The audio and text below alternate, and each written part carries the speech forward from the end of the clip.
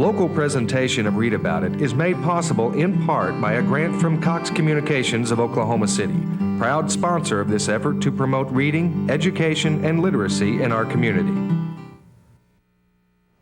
The world of a literary agent will be the topic on Read About It tonight. Hi, I'm BJ Williams. Nettie Sands, an agent with the Bear Den Literary Agency, will be telling us why you need a literary agent.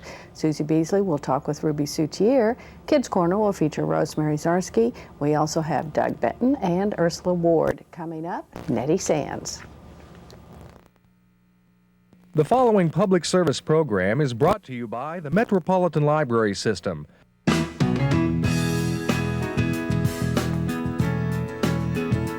And now, Read About It, with your host, BJ Williams. This May, I was able to attend the Oklahoma Writers Federation conference here in Oklahoma City. I talked with a lot of people there, and one of them was Nettie Sands, who is a literary agent for the Bear Den Literary Agency. And I think you'll enjoy what she had to say about the world of literary agents. Nettie, what does an agent do? Well, it varies between agents, but the basic tasks are the same. First of all, the primary thing is knowing your publishers, matching manuscripts to individual publishers' needs, negotiating contracts, making sure that the book proposals that we receive are in the proper forms and relatively mistake-free. Because you'd be surprised how many people really don't know what form to put it in. And this primarily, we read them, we edit them, and get the corrections made. We keep the lines of communications open between the publisher and the agent and the client. It sounds a little bit like you're a marriage broker. Almost, almost. But you look for manuscripts, and then you had mentioned earlier when we were talking that a lot of, especially first-time writers, don't have access to a writing group or that sort of thing, so they really don't know all the little, I guess, the little ins and outs, the little trade secrets that you're able to help them with. That's right, and it's getting tougher and tougher even to get an agent. I mean, it's getting almost as tough to get an agent as it is to get a publisher. I hate to see that happen because of the fact that we're here in Oklahoma. It's still pretty rural, and that's one reason we started our agency here, because we know of the vast amount of talent that is here and are able to help. Because a lot of the big publishers, I understand these days, won't talk to writers. Not at all. If you don't have an agent, you're just not in their universe. That's right. But agents started after I talked to you. I've been trying to find out exactly when literary agencies started, and the best that I could find was really around 1920. You know, and then of course it grew to what it is today. And like you said, publishers want the manuscripts error-free in the right format, and I can understand that. Do you realize how many manuscripts a year they handle? I mean, if they see that first page, if that format is not right, it goes in the slush pile. They don't go any further. So really, it's important that we're there. And you need to know that for each publisher, because each publisher has their very own particular way of doing things. And not only that, they have a style, and they have, well, we only do this kind of book. And so somebody who's got a manuscript can come to you and you can say, yeah, this is pretty good, but you need polishing here, and then you decide what publishers to submit this to, right? In the 1940s, you could sit down and handwrite out a book and mail it off. And they read it. But not now. I mean, now, like you said, if they're into a certain type. They may not only do certain types of children's books, or they may only do certain types of mysteries or romances, whatever the gender is. If it's not their baby, they won't, you know, they just return it. Well, sometimes they don't even return it, do they? It just you just sort of put it into that black hole and it disappears. And you wait, they wait and wait 2 or 3 years or a year or 6 months or whatever till they run out of patience and contact them to find out that that manuscript had gone into the slush pile. Now, do you deal a lot with the independent presses as well as the, I think most people think of Harper and Row and as being a publisher, and that most of us aren't aware that there are a lot of small presses all over this country. No, we deal with both. We deal with both. It just depends. Sometimes it's easier to break a new writer in with a small publishing house. They're a little bit more open, and we'll take it. Well, now, here in the wilds of Oklahoma, how do you keep up with all of these presses? I mean, they're just springing up everywhere. Oh, that's the beautiful thing about computers and email and the web. And I mean, it's not like it was. That's why we can have an agency now here in Oklahoma, because it puts us right there in the mainstream. And so you can get all of your information there. And I take it that a lot of your writers, do they contact you that way? Oh, yes. Oh, yes. Now, do writers come to you, or do you go out looking for writers? No, most of them, the only time they come to us is when we're here at a conference, or we get invited to a writers group, and then, of course, we're going to them. But most of the time we get them through the mail. So people somehow find a list of agencies somewhere, and they think, oh, well, this one sounds pretty good, and they send you a manuscript, and then, as opposed to 50 years ago when the publisher would read the unsolicited manuscript, you're the one who does it now. Right, right. And then make the decision whether this is a promising writer or... That's the hardest thing about it all, is the ones that we do have to reject. And really, most of the time, it's not the storyline. It's because it's just so poorly done. And even then, we usually take the time to sit down and try to explain to them what they have been doing wrong, and tell them to rewrite it, and then resubmit it to us. So do you think an aspiring writer would do well to join a writing group? Oh, definitely. And maybe come to the Oklahoma Writers Federation conference? Oh, definitely. Right. Or any conference, I mean, that's close to their home. But OWFI is a really nice conference. They have a lot of great speakers, and they can learn a lot.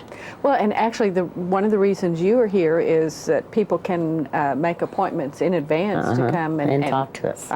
Now, do you read the manuscripts before you get here? No. Oh, no. Okay. And normally, we're taking some home with us.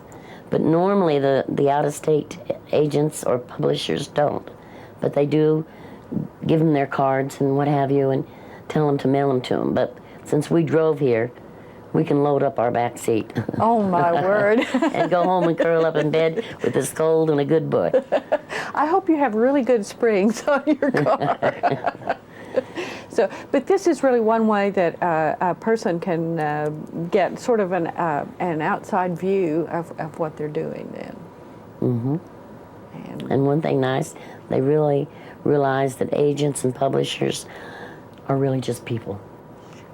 Well, sometimes that's hard to believe when you mail off things and you never hear a word or anything like that. And you're worried, and you're scared, and you're nervous. Yeah. But we're just people too. Well, now it sounds like an agent is something more than, I think I had in my mind, an agent is the person who does the negotiating with the publisher, but you're talking about really helping the writer get this in the going in the right direction. That's the first step, and then negotiating is really the second, with the contract and helping them, try to help them make the right decisions. Well, I want to thank you very much, Nettie, for being with us today. Well, thank you for having me. Coming up next, we have Susie Beasley talking with Ruby Soutier about a book I'm sure you'll all enjoy.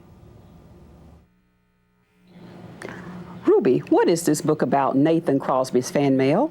It's a British novel. He has been working for a bloodstock agency for 20 years, and he is let go. And he goes home, and his wife, Bee, is of course very upset that her husband no longer has a job, and she says, "What are you going to do?" And he says, well, he wants to do something different, something that doesn't have anything to do with horses or that type racing, that type of stuff. He thinks maybe he'll run away and join a circus. But he decides perhaps that's not a good plan for somebody that's 42 years old. So he just lays around the house for 2 months until one day his wife is tired of this and she says, "You must do something." And he says, "Well, I just don't really know what I want to do." And she says, "Why don't you try to write a book?" And he says, "I believe I will write a book." And so he writes a thriller. And the name of this book that he writes is Nathan Crosby's Fan Mail. And it is about a jockey named Nathan Crosby who loses his job as a jockey and writes a book that turns out not to be very good, but it's about, it's a murder mystery, and suddenly people in the novel are being killed according to the way Nathan Crosby wrote. So now, what did you like about this book? What I like about this book is the fact that it's a different kind of murder mystery, because what happens is people in Gideon Turner's life begin to die just like the people in his novel. So it's kind of are dying. kind of So it's parallel. Yes, it parallels, and there are all these books and all these murders and all of this stuff going on. And the thing that is most interesting, that ratchets up the suspense a little bit at a time, is the last person that dies in the book that Gideon Turner wrote is Nathan Crosby's wife. And as these murders start occurring in real life, is Gideon Turner's wife Bee going to be one of the victims? It is a really fun book. The author of this book is M.S. Power. Is this the first work by them? They have written a lot of other books, but I'm not sure they've been published in the United States. Okay. Well, we really appreciate you coming and sharing with us, Ruby, Nathan Crosby's Fan Mail by M.S. Power. And this is a new acquisition to the library. It's a carryover from the UK, and I think our reviewers would enjoy it. It's available at your local library and your local bookstore. And we'll see you next time. Thank you. Thanks, Ruby and Susie. And now I have a couple of books for you. From dreadnought battleships to aircraft carriers to killer submarines and on to missile engagements is quite a journey, but it is one that has actually occurred within the last 100 years. And a new book called At War at Sea, Sailors and Naval Combat in the 20th Century by Ronald Spector has managed to convey the incredible breadth of this journey. He begins in 1905 with the Battle of Tsushima, at which the Japanese Navy defeated the Russians, actually destroyed the Russian Navy. It was a battle of dreadnoughts. We're talking about great big heavily armored ships with 15 and 18-inch guns. The Japanese were better trained, they had better ships, and they simply outfought the Russians and destroyed a great deal of the fleet. This sort of sent shockwaves everywhere, but it confirmed most people's ideas that what you needed in order to fight a naval battle was great big huge battleships with great big huge guns. And that's exactly what happened at the Battle of Jutland, which Spector also covers. That occurred in World War I. By the middle of the century, however, lots of technological changes had occurred, and what turned out to be an entirely different kind of naval warfare was taking place in World War II, where both aircraft carriers with planes to attack each other's ships and submarines. There was a battle for the Atlantic in which the United States and Great Britain managed to defeat German submarines. There was a battle in the Pacific in which we managed to use our submarines to destroy Japanese shipping. And we used our aircraft carriers to destroy the Japanese Navy. Things continued to change, and by the time of the Falklands and the Persian Gulf Wars, we were using ship-to-air missiles to defeat our enemy. And yet somehow people have managed to keep up with all of these changes, and Spectre has recorded this fascinating journey. He's done an incredible amount of research, so you get details not only from the ordinary sailors, but from the navies themselves. What are their strategical and tactical thinking on the subject, and how do they respond with and try to influence the political strategies back home that will determine whether they get a new aircraft carrier or a new submarine. If you're at all interested in history in the 20th century, you will enjoy Ronald Spector's At War at Sea. It is a fascinating book, and it's a great read. Now, my next book is on a slightly different subject. It starts out with a gentleman by the name of Lord Meron, who is recovering from a recent wound that he received solving his last mystery. He has an ongoing concern that is threaded through the last several books in which we have met him, and the most recent witness he has run down about this murder that occurred some 10 or 12 years ago has just fallen down a well and died. Fortunately for Lord Meron, she had mentioned the name of a person that he thinks might have a little bit of information, so he still has a thread to follow. In the meantime, he sent for a master spy to help him resolve this mystery. This mystery is one that took place several thousand years ago. It's set in the age of Tutankhamun in ancient Egypt, and Lord Meron is what is known as the Eyes of Pharaoh. In other words, he's not a private detective, he's a cop, and he's got a job to do because it looks like Nefertiti, Tutankhamun's favorite sister-in-law, actually was poisoned, did not die of natural causes. So Lord Meron has to find out who had the guts to actually poison the Queen of Egypt. And this person seems to be 2 steps ahead of Lord Meron throughout most of the book. Witnesses disappear and go away. So I think you will enjoy this book very much. It's well researched, good archaeological information, and it's a great way to pass an afternoon in a hammock. Coming up next, we have Kids Corner. I talked with Rosemary Zarsky a couple of weeks ago about a book just for our young adults. Rosemary, what have you brought for us tonight? I brought When Mac Came Back by Brad Strickland. This is another coming-of-age story, right? Yes, it is. It's about a boy growing up in 1943. He's 11 years old, and his brother, his older brother, who everybody loved, has gone off to war. And he can't seem to get along with his dad because Maury finds his dad's always angry. And of course his father's really worried about the other son, but he can't express it. But Maury finds Mac in a briar patch and manages to get him free and bring him home. Now Mac's a dog, right? Mac's the dog, and he is a beautiful dog and a well-trained dog. But he doesn't belong to Maury because his brother had given him to someone else. And it's the story of Mac learning to accept responsibility for getting the dog well, for learning to accept obligations and ownership rights. And it's just a really wonderful coming of age for any young boy or girl to read. And a little bit of, now I know we were laughing earlier and saying it's a modern day coming of age, but these days it's actually still a historical coming of age. It is a historical fiction, and it lets the children know what it was like to be on the home front during the war. And I think, like any history lesson, that's a very valuable lesson. Now, is this a family that lives on a farm, or is, okay? They live on a farm just outside of town.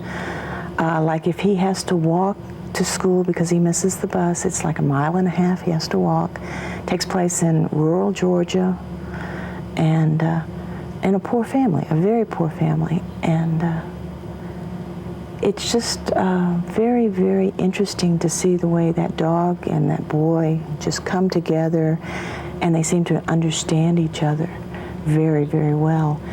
And yet the dog has enough sympathy that he can actually get through to the father, who, of course, can't break his mold. So it brings you full circle. Okay.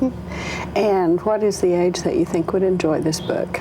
I think anyone would enjoy this book because I loved it, but it is written for the 8 to 12-year-olds. And has Strickland written other books? I'm not sure, but I plan to find out. And of course, anybody can check on the catalog and find That's out. right. Okay. Give us the title and author again, please. It's When Mac Came Back, and the name is Brad Strickland. Thanks very much, Rosemary. And remember, you can find this book at your library and your favorite bookstore. It's time to do the New York Times bestseller list. We'll start out with adult fiction.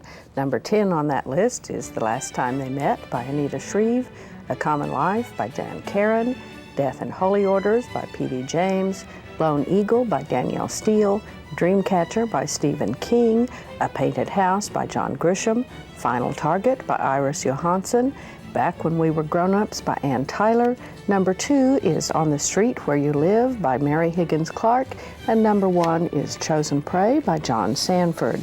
On the adult nonfiction list, number 10 is Tuesdays with Morrie by Mitch Albom, The Dirt by Motley Crue, French Lessons by Peter Mayle, Seabiscuit by Laura Hillenbrand, Foley is Good by Mick Foley, Napalm and Silly Putty by George Carlin, Stolen Lives by Malika Ofkir and Michelle Fitoussi, An Album of Memories by Tom Brokaw.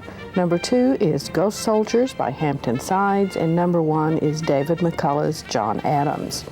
On the children's list, number 10 is The Case of the Logical Ranch by Pauline Priest, Sure Thing by Judy Katchke, Shrek by Ellen Weiss, The Captain Underpants Extra Crunchy Book of Fun by Dave Pilkey, Holes by Louis Sekar, Quidditch Through the Ages by Kenilworthy Wisp, Fantastic Beasts and Where to Find Them by Newt Scamander, Harry Potter and the Sorcerer's Stone by J.K. Rowling, Harry Potter and the Chamber of Secrets by J.K. Rowling is number 2, and number 1 is Junie B. Jones is a Graduation Girl by Barbara Park. Coming up next is Doug Benton of the Metropolitan Library System and the Oklahoma Gazette. I talked to him last week about a book he was really excited about. What have you got for us tonight? I have a small little book, very tiny little thing, called The Clothes They Stood Up In, which I think it must be an English way of saying the clothes on their backs, what they had on their backs. It's written by Alan Bennett. This is his first novel, although it's only about 25,000 words, so it's very short. It's really a novella, but it's published as a novel in a standalone volume. Bennett is one of the premier British playwrights. If anybody knows his name, if any of our viewers know his name, it's probably as a playwright rather than a novelist. This is his first novel. He wrote the play The Madness of George III, which was made into a film a few years ago called The Madness of King George, because Hollywood thought if you put 3 at the end of it, people would think it was a sequel to a movie called The Madness of George. So anyway. And they wouldn't know who George was. And they wouldn't know who he was. was. But anyway, that's who Alan Bennett is. This is, I just lost the place. I was going to read a passage. It's a quiet little story, very wittily told, about a couple, an English couple, middle class, upper middle class, middle-aged couple, the Ransoms. They come home from the opera one night. They've gone to see Mozart. Mr. Ransom loves Mozart, and Mrs. Ransom is one of those women whose tastes and interests are pretty much her husband's. So if he wants to go to the opera, she goes to the opera. If he wants a quiet evening, that's what she has to give him. But they return to their flat, and everything is gone. They've been burgled. Oh dear. It's not just the furs, not just the jewels, not just his stereo equipment, which drives him into a frenzy. Everything is gone. The carpets are gone. The chandelier is gone. He's particularly concerned because the toilet paper has been stolen. Oh dear. And he has to use the program with Mozart's picture on it. Very upsetting to Mr. Ransom. And painful, I would And very painful as well. So everything is gone. All they have are the clothes that they stand up in, the clothes that they're wearing. Mr. Ransom has to go deal with the police, which the phones have been stolen, so he has to go to a laundromat. He's never been in anything like that before in his life. He's much too stuffy. But he finally figures out that it's all right. Since he doesn't have laundry, he's not sure that they'll even let him in. But he does go in and he phones the police. The police are absolutely bewildered. They've never seen anything like this before. And it sounds like it's a crime story. It isn't really.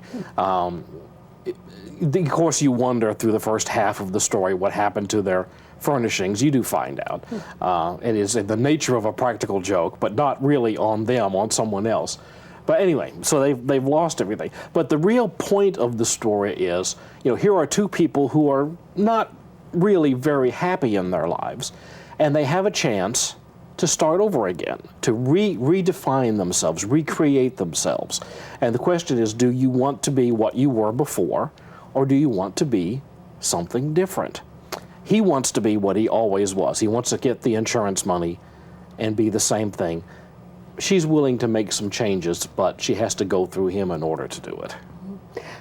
Sounds like you really enjoyed it. I did. I enjoyed it very much. And see, I talked so much I didn't even have a chance to read from it. Okay, and the title and author again? The Clothes They Stood Up In by Alan Bennett. Thanks, Doug. You're welcome.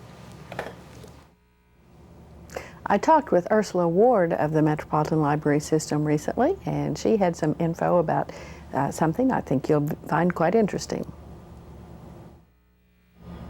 Okay, Ursula, you've brought a couple of books for us today. What's this first one? The first one is Pearl Harbor to VJ, and it is a proceeding of a symposium of generals and veterans and admirals from World War II, and it's also by historians who study World War II proceedings.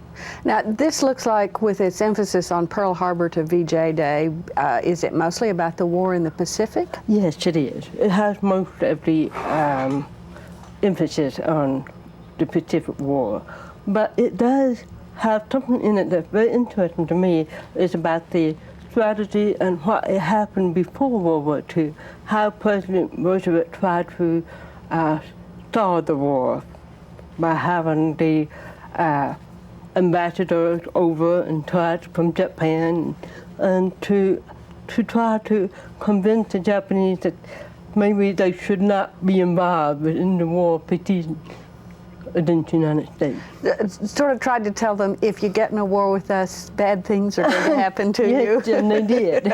Right. Well, some people only learn by doing, I guess. But it seems fairly brief. So you said it was just a symposium? Yes, it was a kind of a proceeding of the symposium, which is kind of like a report from each of the people who talk at the symposium. Okay, so it's really a series of speeches with people speaking to their expertise. Yes, Okay. by different generation historians. Okay, but for someone who might like a brief look at World War II, this might be a good place to start. Yes.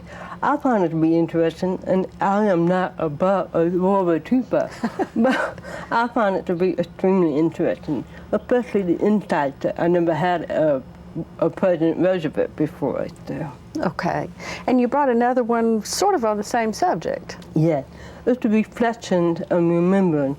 It's also talking about another symposium about the reflection of World War II. And it deals with both the European theater and the Pacific theater. Now, it said it was the Army Air Force, Yes. so these are mostly pilots and people who were in the Army Air Corps. Yes. They are reflections from the people who were in the Army Air Force at the time. Okay, and a look at both Europe and the Pacific? Yes. Okay. To be honest, my mother was a veteran. She was in the Marine Corps. And she took a look at these books when I had them at home to look at them. And she said she couldn't put them down. So veterans are going to be interested, but I would imagine anybody who wants to know. Now, this is a more personal look, isn't it, this Yes, second it's book? more personal. It even deals with the POWs in World War II. So Okay. it'll be interesting. Well, thank you very much, Ursula. You're welcome. Join us again next time.